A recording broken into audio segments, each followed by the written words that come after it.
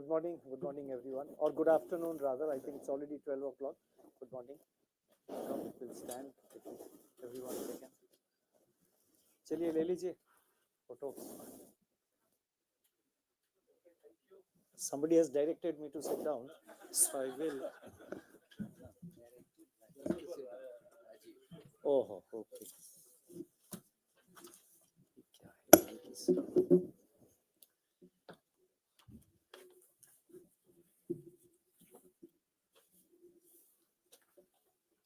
Yeah, Puneet, you can start. Yes, sir. We'll clear it.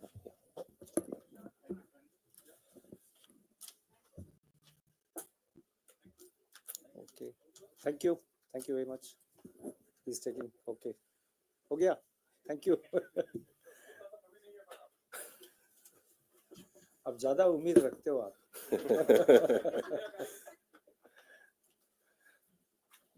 It's all about managing expectations. So. Okay. Thank you, sir. Hello and good afternoon. Welcome to this post-monetary policy press conference. Friends, we have with us Governor Reserve Bank of India, Shri Shaktikanta Das, Deputy Governor Dr. M.D. Patra, Shri M. Rajeshwar Rao, Shri T. Ravi Shankar, and Shri Swaminathan J. We also have with us Dr. O.P. Mal, Executive Director, and Executive Director Dr. Rajiv Ranjan, and other colleagues from Reserve Bank. Sir, to begin with, I would request you to make your opening remarks. After that, we'll have the Q&A, please. I would like to, in the beginning, make five observations.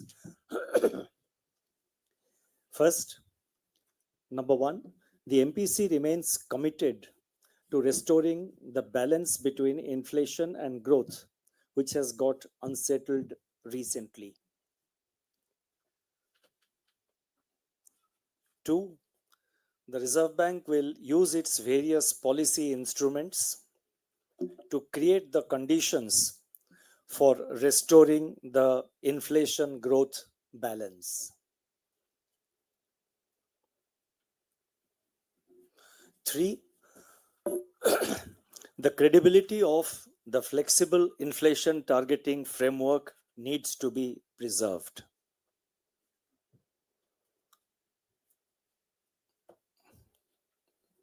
Four, inflation has to be brought down in the interest of sustainable growth.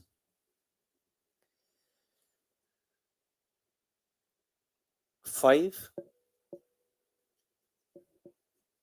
prudence, practicality, and timing. I repeat, prudence, practicality, and timing will continue to be the guiding principles for the Reserve Bank's future actions. It is all about dissection of the inflation growth conditions and acting accordingly. Timing of actions is the key. Thank you. Thank you, sir. Before we begin, I'll request the media friends present here to wait for their turn.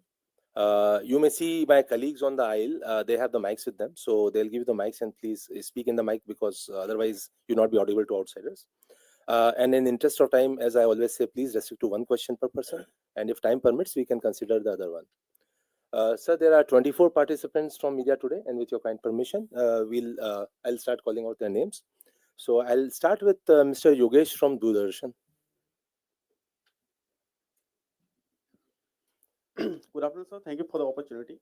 Sir, despite the reduction in the GDP forecast, the rates are basically maintained. The status quo is maintained, but the CRR was reduced by 50 basis points. What is the thinking behind that? Thank you. I think I have explained it elaborately in the statement which I presented earlier today morning. And as regards growth, the second half of this year looks better than the first half. The first quarter of this year, there were issues of, that coincided with the election season, countrywide election. Probably that affected, but in particularly government expenditure. Second quarter, the reasons for the slowdown we have explained.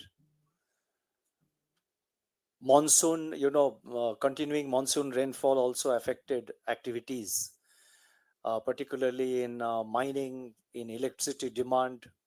Manufacturing also was slow. So I have explained why we expect the second half to be better this year, better than the first half. And on inflation, I have also given a path. We have also given a roadmap. So we need more credible evidence that things are happening the way we are expecting, that the direction of developments, the direction of evolving conditions, the outlook is playing out in line with our expectations. And then, as I have just now mentioned, it's a question of timing. You have to appropriately time your actions. When there is a time for a particular action, be it rate cut, be it liquidity action, be it whatever is the action, they have to be well timed. They have to be timed in a manner keeping the outlook in mind, and also action has to be taken when it is really going to be most effective and impactful. Thank you, sir. Next, we'll have Mr. Manojit Saha from Business Standard.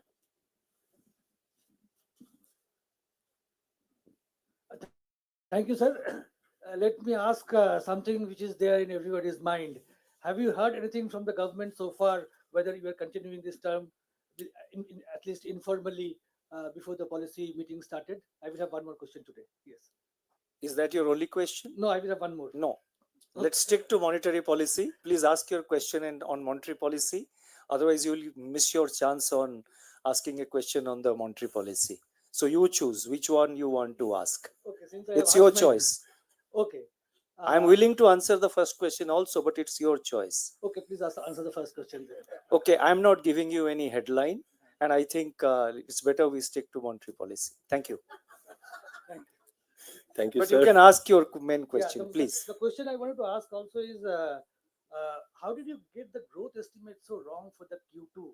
You projected 7% even in October. It came out at 5.4%. So what exactly went wrong in the projection? I would request Deputy Governor Michael Patra to take that question. There is a lot of commentary on that already in the press. If you look at the demand side, the main problem is investment. On the supply side, the main problem is manufacturing, and the two are intertwined. In the manufacturing, the biggest issue is the slump in the sales growth, and that is reflecting inflation hitting the urban consumer. So when sales growth is down, companies do not want to invest in new assets because they see demand as moderate and it can be met from existing capacity. Since they don't want to engage in new capacity creation, investment is down. So the underlying slowdown in growth is because of inflation. Thank you, sir. I'll now request Mr. Ankur Mishra from ET Now. Good afternoon, Governor. I want to understand the inflation scenario which you have explained. You are also maintaining that in Q4 the situation might be slightly better, while in Q3 the upper side risk remains. Last time you had mentioned about the horse bringing back to stable. What is the scenario now? Is it the scenario that a controlled trot may continue, or you see that you need tighter reins to control the horse? The horse has made a very valiant effort to bolt.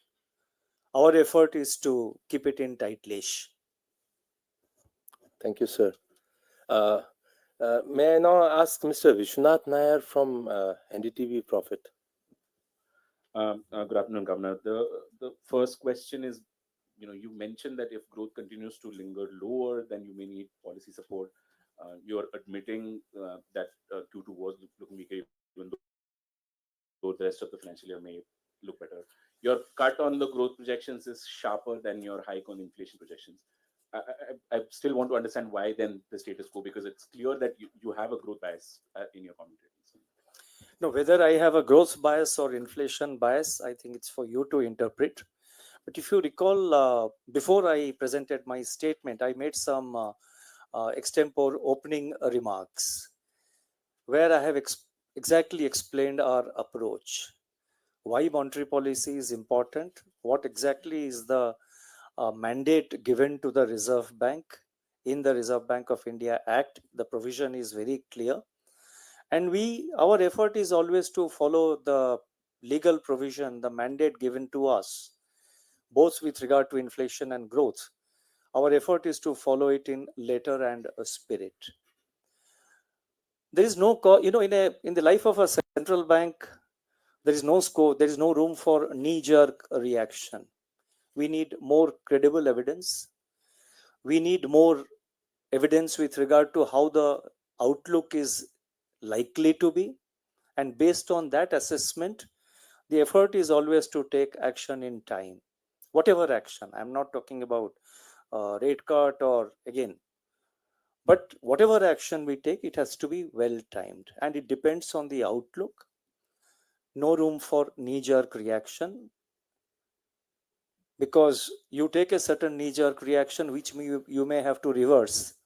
So you should not, one should not regret. But let me tell you very clearly that our effort has always been to remain in line with the curve, never fall behind the curve.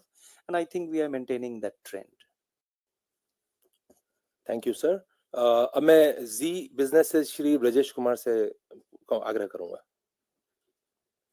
Sir जैसा कि हर बार यही होता है कि inflation को लेकर जो चिंता होती है कि फूड इन्फ्लेशन एक बड़ा कंपोनेंट होता है जो चीजों को डिस्टर्ब करता है आपकी टारगेटिंग को।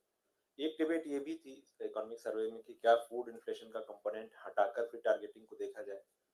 तो इस पर सवाल ये है कि क्या सप्लाई साइड को दुरुस्त करने के लिए सरकार से आपकी किस किस तरह की कम्युनिकेशन हाल फिलहाल में हुई है कि ये चीज ठीक हो, और जो इकोनॉमिक सर्वे का एक व्यू था कि फूड इन्फ्लेशन को हटाकर टारगेटिंग की जाए, उसको लेकर कोई बात? इसी सरकार के साथ हमारा क्या डिस्कशंस होता है मैं आपके साथ शेयर नहीं करना चाहता हूं, लेकिन आपको ये कहना चाहता हूं रेगुलरली हम सरकार के साथ डिस्कशन में रहते हैं इन्फ्लेशन को लेकर, और सप्लाई साइड मेजर्स के बारे में काफी इंटरनल डिस्कशन रहता है, तो उसके बारे में मैं बाहर कुछ बोलना नहीं चाहता हूं। और जहां तक आपने इन्फ्लेशन टारगेटिंग फ्रेमवर्क और फूड इन्फ्लेशन की बात आपने वो सवाल उठाई, मैं आपका ध्यान आकर्षित करना चाहता हूं कि शायद अगस्त पॉलिसी में मैंने विस्तृत रूप में एक्सप्लेन किया था कि हेडलाइन क्यों टारगेट होना चाहिए और फूड इन्फ्लेशन को हम लोग क्यों इग्नोर ना करना चाहिए। Reserve bank of India act में जो प्रोविजन है उसके अनुसार हेडलाइन इन्फ्लेशन हमारा टारगेट है। हम अपने मर्जी से कभी कोर इन्फ्लेशन को टारगेट नहीं बना सकते हैं, कभी फूड इन्फ्लेशन को टारगेट नहीं बना सकते, कभी फ्यूल इन्फ्लेशन को टारगेट नहीं बना सकते। वो जो है वो लॉ में, reserve bank of India act में लिखित रूप में है, उसको हम फॉलो करना चाहिए। और हमारे पास वो मतलब ये डिस्क्रिशन नहीं है कि हम अपने मर्जी से कभी इसके ऊपर कभी उसके ऊपर ध्यान दें। जो लॉ है उसको हम फॉलो करते हैं। Thank you. धन्यवाद sir. Next will be miss Lata from CNBC। Thank you, Bunny. So you couple of times you have said that the growth inflation balance has gotten skewed, and you have to restore the balance. Does it mean you were skewed in favor of growth and you're going back to inflation, or was the balance skewed in favor of inflation and now it will become pro growth? How do we understand this skew question? And just a word on CRR. Is that is only going to take care of the liquidity that has already gone away from the system. Q4 we are still staring at cash withdrawals, possible dollar inflows and RBI dollar sales. So do you still have OMOs or any such thing on the table? You see, whatever action we have on the table, I will not be able to spell out. It will depend on how the situation evolves. We expect in the next few months, we expect tight liquidity for reasons which I have explained. One is that we expect the tax-related outflows from the system, both direct tax in the middle of December and thereafter the GST. Together with that, there is a possibility of likelihood of increase in currency in circulation because the busy credit season, agricultural activity has now picked up, and that requires cash. That will overlap into, that will merge into the harvest season also, which requires cash. So the currency in circulation is also likely to go up. And then there have been a significant amount of capital outflows in the months of October and November. That is, outflow of forex has happened because of FPIs exiting. So therefore, with regard to your point about dollar inflows, that is something which is difficult to quantify at the moment. Our assessment is that liquidity conditions will remain tight. And let us also factor in, let's also bear in mind the fact that the CRR increase was done sometime, I think, if I remember correctly, in April 2020, in April 2022. I think in that policy we did it. It was a temporary measure. It has served its purpose. It was time to normalize it. And with regard to growth inflation balance, I didn't say skewed, I just said unsettled. And I think in the statement, I have used a different word. So basically, what we mean is that last time we had said that growth inflation balance is well poised. Well poised means the growth looked good for that quarter as well as for the whole year. Inflation outlook also, we were aware that September and October inflation prints will be higher. But as you know, September and October, because of weather factor and other factors, weather factor and other factors, food inflation went up very steeply. September numbers were broadly a little higher than what we had estimated. October also we had expected it to be high, but the actual number came a little higher than what we had estimated. So therefore, inflation, has was more than what we had expected, little more. And growth also has moderated. The numbers are, we have spoken, we have given the numbers. So the well poised character of the dynamics between growth and inflation, that has got somewhat unsettled. Our effort is now to restore that balance, which basically means that we want inflation to be brought down closer to the target. We want growth also to pick up, and I think our estimates, our assessment also shows that growth is is picking up. So we have to be very watchful. We have to maintain that that balance between growth and inflation, and that's it. Thank you. Thank you, sir. Next, we'll have Mr. Mayush Shetty from the Times of India. Thank you, sir. My original question was on this GDP coming as a surprise, but Manoj's already asked that. My other question is on during your term, there have been a couple of crises, and RBI has coordinated with the government at that time, and that has worked very well, the coordination.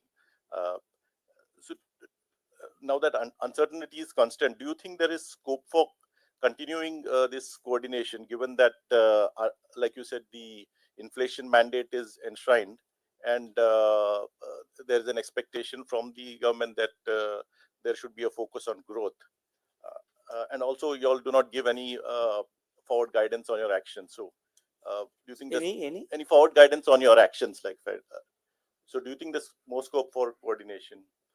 No, I think coordination has been there, coordination is there, and coordination will continue to be there. So that is a constant process, and it continues.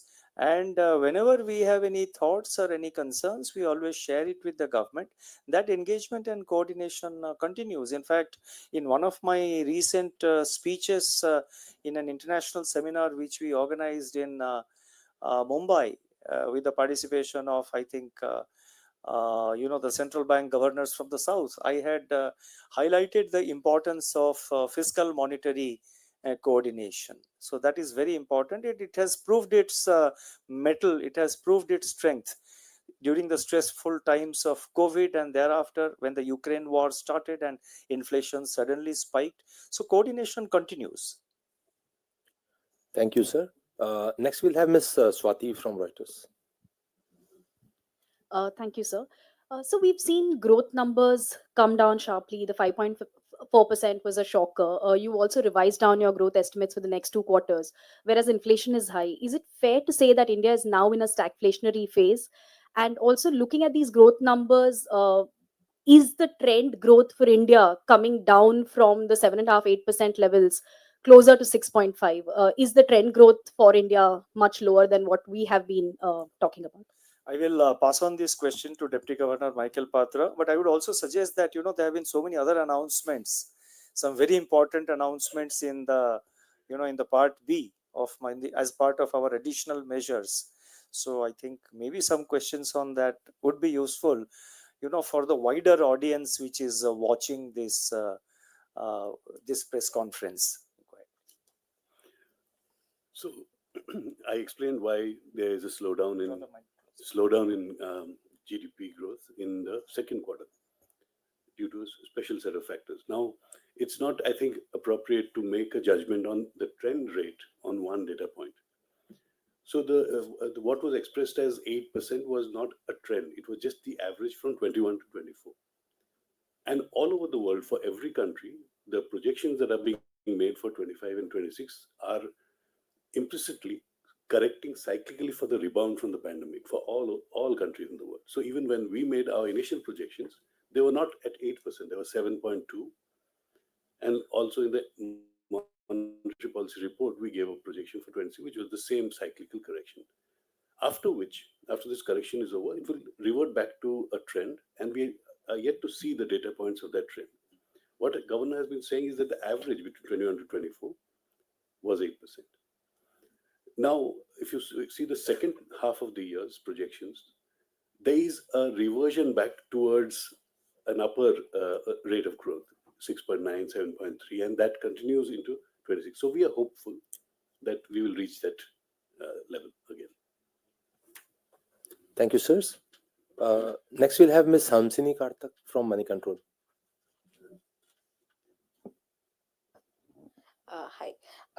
What exactly was the rationale for reducing CRR? The question here is in the context of, in absolute terms, we don't have a liquidity deficit as such. And if I were to look at it from a banking perspective, I would think that a CRR cut would allow banks to ensure that they don't have to compromise much on margin versus a repo rate cut at this point in time, given that profitability of banks has also sort of been under the weather for the last 3-4 quarters. Was that also a thought process that you had in your mind when you initiated the CRR cut? And as such, the bank lending is also anemic. So do you believe that this will spur up or free up some more money for them to lend, increase the lending? You see, the CRR cut I have just explained a little while ago, we have normalized it. And it was time to normalize. It was a temporary measure, so we have normalized it. What the banks do with the CRR money is entirely their call. Whether they use it for giving credit or whatever purpose they want to use, it is their call. And with regard to liquidity, it is surplus today. It is surplus today, perhaps on Monday, next week also 2-3 days it is likely to be surplus.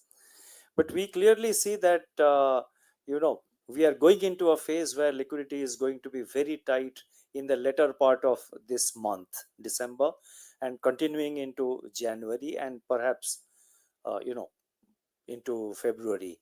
So we thought it was time to sort of normalize the CRR levels.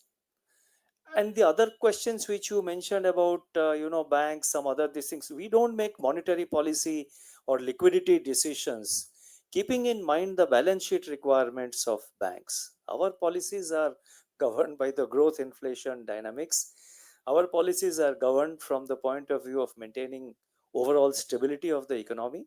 Whatever issues are there in the banks, etc., that is dealt with through the supervisory arm of the Reserve Bank. Thank you, sir. Next, I'll ask Mr. Ashish Agashe. Thank you, sir. So, what prompted the FCNR-B measure, sir? Last time we saw upwards of $30 billion coming in after some relaxations. This time, is there some bit of idea of how much incremental money would flow in? What are your expectations?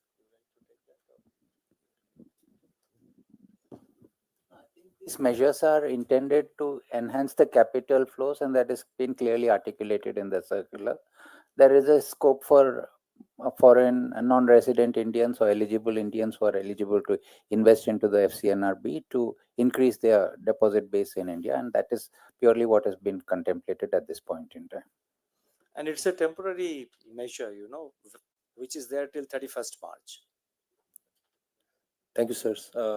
अब मैं ET 9 स्वदेश के श्री अनुराग शाह को आमंत्रित करूंगा। धन्यवाद Puneet sir, सवाल पूछने का मौका देने।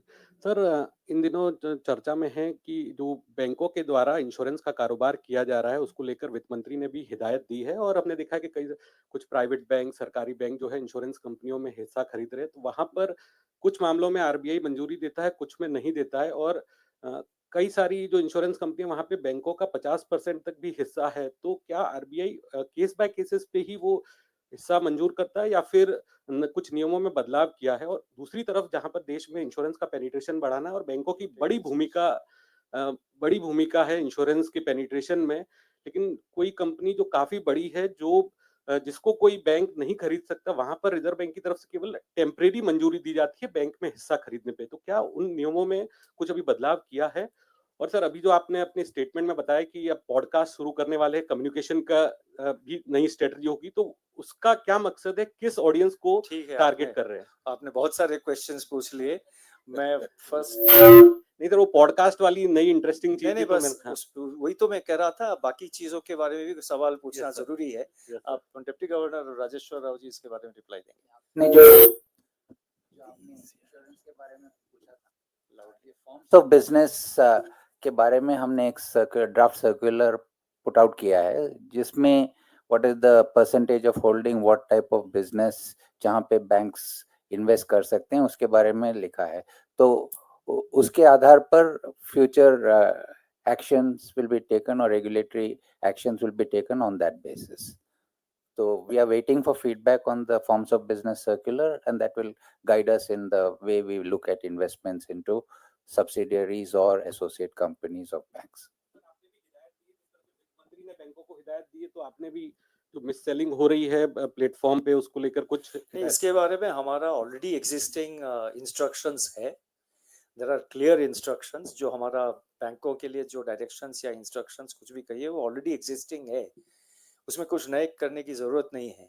लेकिन हमारा सुपरविजन के द्वारा हम ये चेक करते हैं जहाँ पे जो अपना आरबीआई इंस्ट्रक्शन से डिविएशन होता है उसमें हम कार्रवाई करते हैं। देखिए, पॉडकास्ट एक न्यू इंस्ट्रूमेंट है, it's become very popular now, and I think viewership specially जो है यंगस्टर्स में बहुत वाइड है। तो इसीलिए आरबीआई हम we want to remain in times requirement of the times. कहीं इसमें we in this matter also we should be ahead of the curve. So it's basically a communication tool to communicate with wider cross section of the people. That is sometimes it may be necessary not to give a detailed interview, sometimes it may be necessary not to do a press conference. You want to talk on a particular issue, some new measure has been announced that needs to be explained to the people. Podcast will help in those kind of things. धन्यवाद sir. Next will have mister Anup Roy from Bloomberg. Sir, you said that the growth slowdown is probably over. Next half's growth will be better, but at the same time, you are saying that inflation pressure will be there, probably more than what we have witnessed. Are you indicating that February rate cut is also very risky? I have not indicated anything about the future cycle of interest rates. Thank you, sir. Next, I'll request Mr. Sachin Kumar from Financial Express.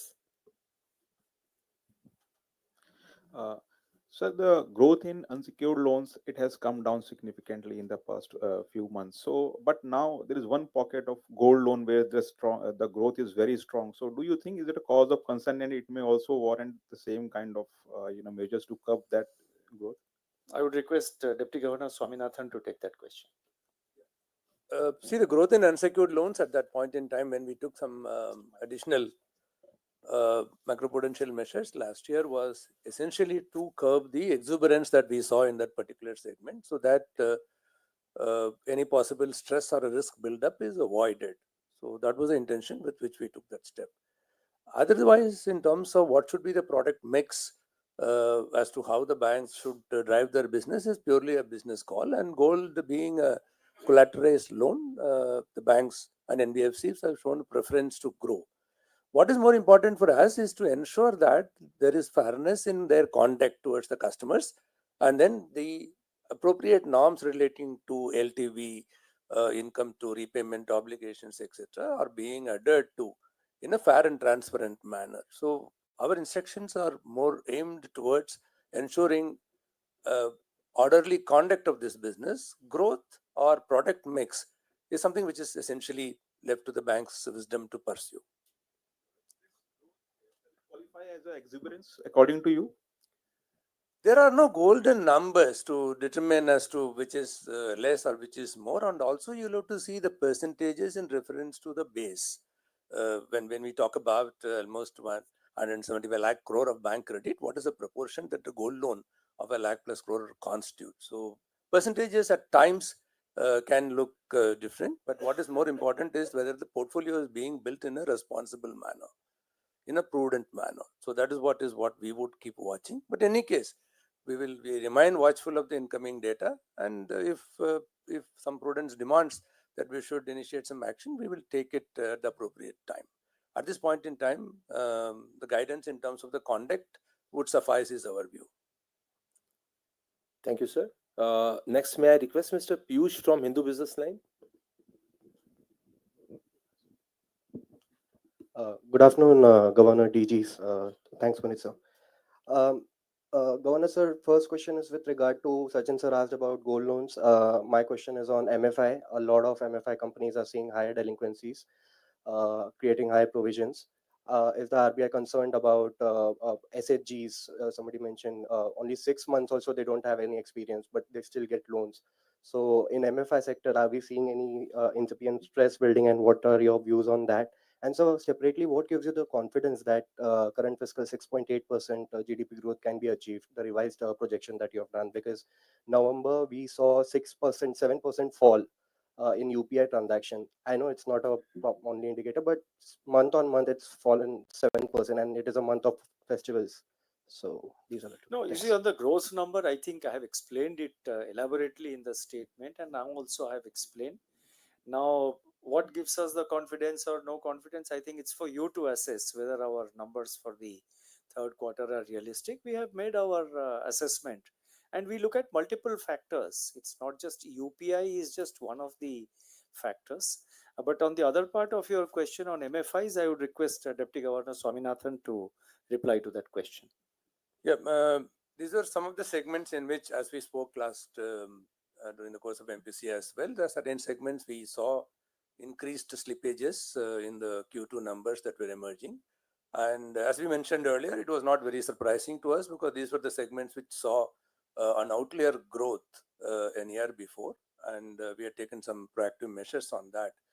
And we had also, if you would recall, in the August monetary policy statement, Governor has said that in these segments where enhanced slippage is being witnessed, we have requested the banks and NBFC to strengthen their underwriting standards, and B, to step up on their collection efforts to ensure that the stress does not translate into NPAs. So on the same theme, we continue to engage with the entities wherever we see any outlier behavior. At the system level, it is still not a big concern. About 20-30 bips uptick in stress is something which we are confident that the entities will be able to handle. And in certain entities where these particular numbers are a little outlier, we deal with them on a bilateral basis, examining as to the steps that they are taking up to ensure that the stress is not widespread. And the third, of course, through the SRO, there are enough levers that are available to us to ensure that the self-regulatory organization in this particular space, in the MFI space, are taking adequate steps to sensitize their members to adhere to the prudential guidelines of Reserve Bank and ensure that the household income assessment and the repayment obligation towards the net monthly income, etc., are strictly adhered to. And as Governor said earlier, to avoid the push effect, just respond to the demand rather than give loans to achieve someone's target.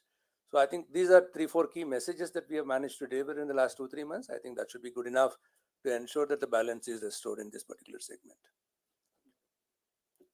Yeah, please. On the UPI numbers, I think we shouldn't read too much. There was an oversized increase last month because of the way the festivals fell this year. So that got corrected for this month. So I expect that the trend will continue going forward. Thank you, sirs. Next, I'll request Mr. Laltendu Mishra from the Hindu. Good afternoon, Governor. US President-elect Donald Trump has reportedly threatened to have tariff barriers on BRIC nations like India. Will it impact our exports or is it a matter of concern? Thank you. No, it is. We have to, first thing is, let's not prematurely let the policy come. And so far as the BRICS, you're referring to the BRICS countries in the context of the BRICS currency and all that. You see, sorry? Yeah. So now the BRICS currency was an idea which was raised by one of the members of the BRICS countries, and it was discussed. No decision has been taken in the matter. The geographical spread of the countries also is a factor which has to be kept in mind. Unlike the Eurozone, which has a single currency, then they have geographical contiguity. BRICS countries are spread all over. That also has to be kept in mind. And with regard to the dollar, de-dollarization, etc., there is absolutely, so far as India is concerned, there is no step which we have taken which specifically wants to de-dollarize. All that we have done is that we have permitted opening of Vostro accounts, and we have entered into agreement with a couple of two countries by now to do local currency denominated trade. That is basically to de-risk our Indian trade. Dependence on one currency can be problematic at times because of appreciation or depreciation. So as a part of de-risking our trade, that is a step which has been taken. Nothing, de-dollarization is not our, certainly not our objective. It's not on the table at all. I think it's more of a sort of, more of a narrative which is being said in some sections of the media. Our effort is basically to de-risk our trade. Nobody is talking about or thinking about de-dollarization. Thank you, sir. I'll request Ms. Sangeeta Mehta from the Economic Times. Thank you, sir. Sir, could you share your thinking behind the introduction of SORR that you have spoken in the policy? And sir, could you give some idea on the timelines for the draft guidelines? Because almost 4 of them are already being talked about, the project finance, LCR, and ECL, climate finance. Could you give some idea when they would be? SORR, I think you can. So as of now, we have 2 benchmarks which are set out by the FBI. One is the MIBOR, which concerns uncollateralized transactions, and we have the MROR, which is based on the market repo. But the TREPS, which is 60% of the market, is not in that index. So this index that we will have now will capture all secure transactions. That's the limit. And on the other part, I would request DG Rajeshwar Rao to give the Guidelines are fairly major game changers as far as the banking system is concerned. So we have got significant feedback on all these guidelines. Those need to be carefully evaluated, and we will calibrate the way these guidelines are rolled out. So I think there is, but we are in the process. We are close to finalizing some of the approaches. I will not give a definite timeline. No, we let's will see. do it as fast We as have possible. followed a very consultative approach. These are all, This will all these they will bring about significant changes in the banking system. So we are, you know, proceeding on it.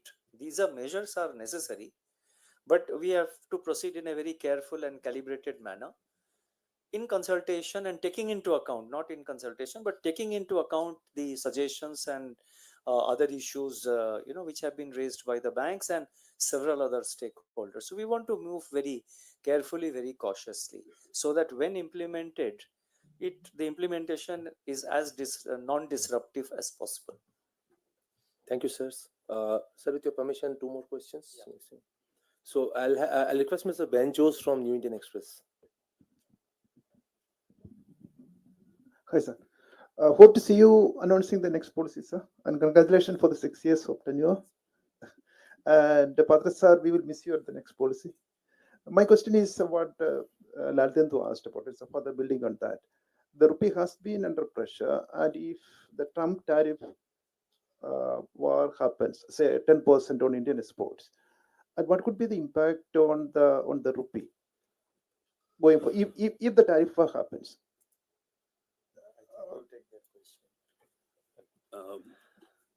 The tariff hypothetically, if it happens, will not be an isolated event. There will be other events around it. Like, for instance, they say that perhaps China may react by devaluing currency, or there might be retaliatory tariffs. So at this point, it is very difficult to say what will be a unilateral move and a unilateral effect. Let us wait for the general equilibrium effect. Thank you, sir. And lastly, I'll request Mr. Siddharth Upasni. Thank you, sir. Afternoon, Governor. A couple of months ago, there was a paper co-authored by you, Dr. Patra, saying that the rate hikes since May 2022 have had a negatively contributed to growth by around 160 basis points. So has too much growth been sacrificed to reduce inflation? And are those rate hikes and the retention of the repo rate at 6.5%, is it expected to continue impacting growth going forward? And second, on FCNRB, is the FCNRB limit increased to reduce the pressure on RBI's forex interventions, because the monetary policy and forex management policy has been at sort of odds. The interventions have drained out a lot of rupee liquidity. So is that also been a consideration? Thank you. I think since the paper was authored by Dr. Michael Patra, he should. I think he can reply. So I'm happy that you've read the paper, but I do hope you've read it carefully. What it says is that the cumulative rate increase of 250 basis points reduced inflation through aggregate demand by 160 basis points.